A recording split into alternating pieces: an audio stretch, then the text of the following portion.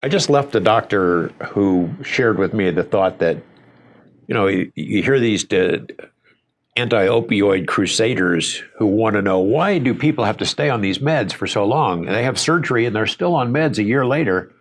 And they, as if you're supposed to cure pain, somehow come up with a cure. There are a lot of diseases that don't get cured, right? There are hundreds of diseases that don't get cured. There are people who live lifetimes with incurable, severely painful diseases, Crohn's disease, interstitial cystitis, things that I've learned about just because I have an interest in this, that you can live 20, 30, 40, 50 years with these diseases. The only thing you can do for them is control the pain. There's no reason, why would we not want to do that? And yet we're taking their medication away from them and forcing them to live in torture in America in 2019. You've read the stories, what it does to people's lives. I've read the stories. I had a surgery that caused me to be undertreated. Fortunately, that's over and done with. I've had 8 surgeries in 10 years. A couple of them I went to lunch after, no problem. Certain states are trying to say, well, you only need 3 days for surgery or 7 days for surgery. Of those 8, there were 2 of them where I needed, they were significant surgeries in the back of my neck. You cannot take an NSAID. Michael Bloomberg, for example, says, the answer to opioid crisis is everybody should take Advil. It prevents your bones from fusing. So sorry, Dr. Bloomberg, you cannot do that in every instance. These decisions need to be made between a doctor and a patient. And what's happening is they're being made between a doctor, a pharmacy benefit manager, a pharmacist, an insurer, and the patient gets lost in that equation, and the doctor who really wants to help the patient is frustrated and has tons and tons of paperwork that they have to do just to see that patient days, maybe weeks later, get any kind of relief. And CDC and DEA. And the CDC and the DEA, who have no, they're not doctors. They're not doctors, and they don't know that person. So give me a sense of Nevada physicians, because it's worse elsewhere. I mean, and it's getting really bad. Very much worse elsewhere. We are very fortunate. We really are fortunate in Nevada. The Nevada law is not as bad. It's bad for people who might break a bone or suffer an accident or have short-term pain relief needs. I've seen people for short-term relief. For example, I saw a 74-year-old woman with a broken hip visiting from out of state get dismissed from hospital, and her son took maybe 6 or 7 different pharmacies before he was able to get her pain prescription filled. Those kinds of things are happening. A colleague had a broken arm, and the quick cares don't want to fill these prescriptions because of the way the law is. But Nevada, we just saw the introduction yesterday of SB 187 that will correct some of that. And I think we can be a leader in this nation for compassionate pain care, as well as appropriate measurement of true drug deaths, because they're not all opioid related, as you know, and management of that. Are doctors up in arms? Are they organizing? Because it's hard to get doctors organized, right? It's really difficult to get them organized because they have so many patients to care for. You know, when you walk in, their waiting rooms are full. It's difficult to get an appointment. And they have so much paperwork to go through just in order to treat a patient. And now what's happening is patients are going to the pharmacy, and if they're lucky enough to get a prior authorization from their insurance company, once the doctor has made a decision on how to treat, then the pharmacy can reject them. And then the pharmacist will call the doctor, ask for medical records. And I had a meeting recently with 15 to 20 pain doctors, and to a person, they all had to hire an additional staff person just to deal with calls from pharmacists requesting medical records on each of the patients that they're providing pain medication to. Seems like the pharmacy chains don't want to deal with it at all. They don't want it dispensed at all. That was the big frustration, and the doctors were really expressing a lot of compassion for the patients and feeling that they were being left to wait days and days and days while people who have never met them, don't know their medical conditions, were just making them wait over and over and over again and making decisions about what kinds of medications they should take. And as I said earlier, certain diseases are not amenable to certain types of prescriptions, and they're just changing their minds about what they should take after the doctor has seen them. A chronic pain patient will have gone through several years of diagnosis, and then when you see a pain doctor, you will sign a contract with them that you're not going to go see other doctors. Your prescriptions are in a prescription drug monitoring program. These are good measures, I think. And they, basically put a stop to the pill mills and to doctor shopping, those things that years ago caused a lot of the issues that we saw earlier. Those are good measures. But now what's happening is we've just gone too far. The patients are really suffering. It seems the actions on the part of some pharmacists are capricious. They do profiling of the patients. They blatantly share private medical information, and when anybody in hearing distance, they embarrass the patients who are asking for the prescriptions. I heard a lot of that from the physicians that when you're in a pharmacy and it's a wide open place, they just tell the patients there, we're going to need to call your doctor about this. We don't think you should have this kind of medication. You've been on this too long. We don't like this. You can't, Pharmacists, should they be making those kind of decisions? I'm not that kind of a professional to say that, but I wouldn't want, after I've seen 3 or 4 doctors and been diagnosed and had the same medication for 5 years and it's helped me, why do I want a pharmacist who's never had access to my records before making those decisions for me? It just doesn't seem right. Or overruling the doctor. Or overruling the doctor, yes. Demanding to see an MRI that you cannot read. Or demanding that you get a new one when nothing is going to have changed. Do pharmacists know how to read MRIs? I had one doctor say that he offered to come in and ask the pharmacist to show him what it was in the MRI he was looking for, and the pharmacist said, never mind, I'll give him the prescription. Because that's not their training. Not that I'm aware of. Across the country, of course, we've heard this outcry about opioid deaths, and you've seen the scare tactic. It's like a PR campaign. You know what these look like. This is what it feels like. It is. Every single day you see the number 72,000 opioid deaths, but it's actually 72,000 drug deaths, and that includes methamphetamine, cocaine, and so forth. And the actual prescription opioid deaths, the CDC even admitted, was significantly lower than that. I think it was about 17,000. We also see in Nevada, 1 per day, when in 2017 the prescription alone was 10. So, 10 total. 10. That we could, not Nevada, I'm sorry, that was Clark County. So, and most of the others had meth and cocaine. Well, across the country, there are 88,000 deaths just from alcohol, over 400,000 from cigarettes. So why is this a crisis when, now, if you've lost a loved one, it's a crisis, right?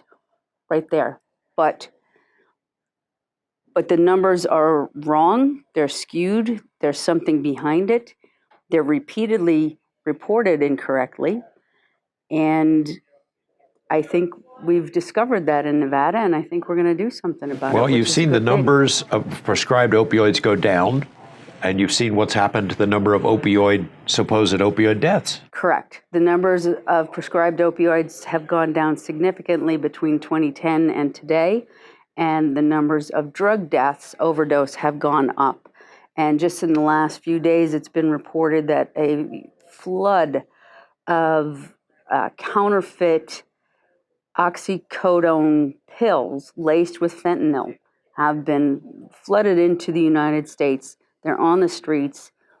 If a person who is in serious, debilitating pain is denied their medication and goes out and obtains some of those pills on the street, they will die. And whose hands is that on, and why? Why are we doing this? A lot of those people who are dying are veterans. Absolutely. So I have metal in my neck that's been very carefully placed there by a surgeon.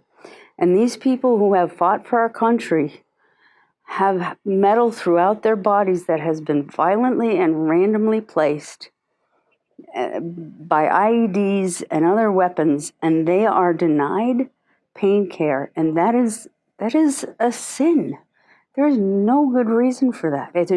We are torturing the people who fought for this country, and that is a sin. So what can be done at the legislature? What is going to be done? What can be done? And where could we could be number one at something, I right? am so encouraged by the introduction of this bill. What it tells me is that our legislators understand, that they have heard people, that they care. We still will have the prescription drug monitoring program.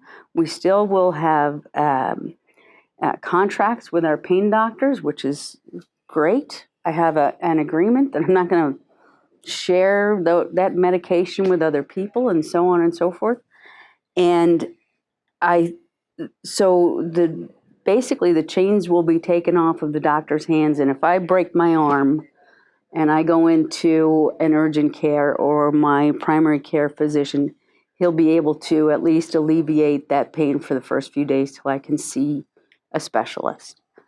And what will need to happen, though, is I think once the pharmacy board hears about what's happening with the pharmacists, I think some steps will be taken. That happened in Alaska recently. The Board of Pharmacy heard from patients and doctors what was happening, and they issued a letter to the doctors saying, unless you have a very strong reason to believe, you have to have a real probable cause that there's going to be abuse from this patient. If you have a person who presents and who's been taking the same medication for years, there's no reason not to provide that prescription, right? You have to strong reason to believe and then call the doctor. Don't call on every single prescription. I think once they learn that practice is ongoing in the state, something should be done. So can you get doctors organized enough to the point where they write to the pharmacy board and ask, hey, send out a letter? Well, here's the other side of that coin for doctors right now. There are billboards all over town, around town, that basically say, report prescription abuse, right? Doctors are under the gun, whether real or imagined. They are at risk of losing their license because overprescribing, not drug dealing on the street, not cartels shipping in from Mexico and China, but doctors treating sickle cell anemia and other seriously painful diseases are randomly being targeted for losing their license. And that's just not fair. So it's very difficult for them to write complaints and do things because then they have a target on their back. So it's a double-edged sword for them to do that. And I don't blame that, and it really does take an awful lot of time to, get involved politically when you've got lots of patients that need your time and attention, and then they go to try to get their prescription, they're denied. Pharmacist calls, the patient calls, the insurance company calls, so you've got to justify it with the insurance company, justify it with the pharmacist, listen to your patient who's asking you what next. It's a pretty darn full-time job. Doctors do not have to roll back the dosage, but they are doing it. They don't have to roll back. That's the other thing. So the CDC guideline calls for a maximum, a proposed maximum 90 MME. And what the physicians are telling me is that's a morphine equivalent. Physicians are telling me that is not based in science. So the amount of medication that your body can metabolize is based on all kinds of things: your size, how fast your well, you know what I'm saying, all kinds of factors, and how long you've been taking it, all kinds of things. And to cut back to a random One size fits number, all. I don't know that there's any other drug or medication in the country that is regulated in terms of how much you can give to a particular patient, right?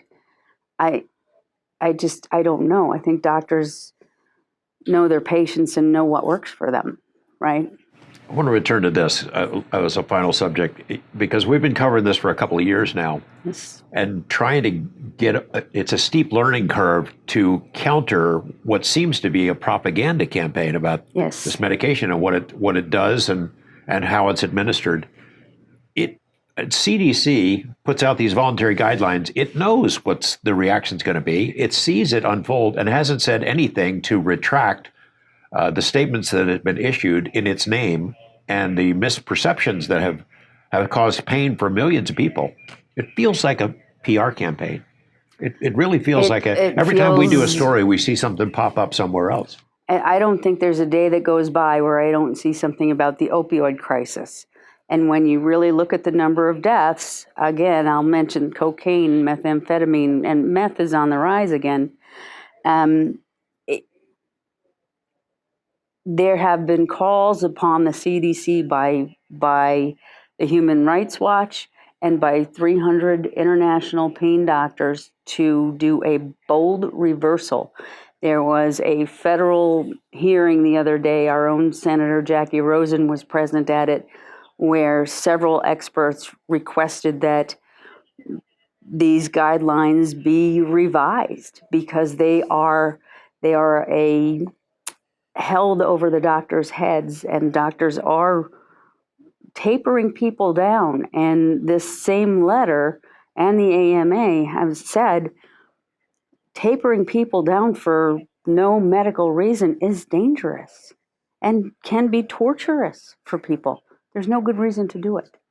The VA did a study that said tapering involuntarily, which they are doing, increases suicidal ideation and suicide.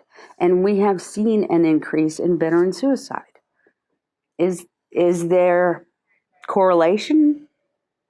Maybe. Is there causation? Can't prove that. Feels like it's about money. Insurance It most certainly companies does. insurance companies don't want to pay for anything anyway. And now they've got a great reason to not pay for this. And then Chronic pain is probably one of the most expensive things to deal with. There's no doubt about that. feels like there's big money in treatment. Let's Yes. get them off opioids and get them into a treatment program. Well, there's the rub, because other forms of treatment, now you're not going to treat certain things. You're not going to treat sickle cell, for example, with physical therapy. You're not going to treat many things with physical therapy or yoga and so forth. But certain things, there are alternative treatments for. My own insurance company took my copay for physical therapy from $20 to $75. So I think what's happening is they're seeing pressure to start covering alternative treatments like acupuncture and physical therapy. But those things tend to be, I don't know if they're more expensive or less expensive than the drugs, but they don't treat every kind of illness. The drugs shouldn't be expensive. I mean, opium has, in one form or another, has been used for 4,000 years. You wouldn't think it's all that expensive. Doesn't have to be, but every other drug is expensive. Insulin shouldn't have to be expensive either. The patent was given to the world for free. Yet people are rationing it, and it's costing people $700-800 a month. Anything else? That's all I got. You're hopeful though. I'm hopeful in Nevada. I'm actually excited about Nevada because states like Tennessee, the 3 days for acute pain, which okay, but 7 days for surgery, just surgery. What that could include amputating your leg or getting a tooth pulled. I mean, it's insane. So Nevada was fairly rational, and now It just shows that we're intelligent and compassionate as a state, and I'm really hopeful that it passes. You think the governor has an ear to this? I certainly hope so. Okay.